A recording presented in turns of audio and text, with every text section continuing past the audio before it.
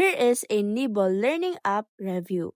First, what you need to do is to install the Nibble Learning app to Google Play or App Store, and then afterwards sign in. Of course, you will be asked to select your gender and then what would you like to learn with them.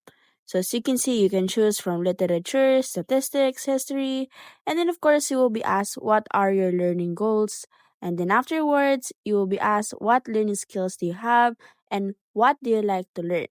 So this is a very important question so that they can help you on how they are going to process your learning styles or learning skills on the Nibble.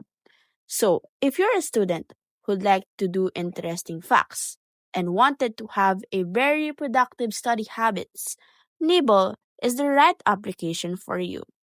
And then, if you can't upload or download it to your device, you can just go ahead and search it on Google and then click on the Nibble application that you can see firsthand on Google.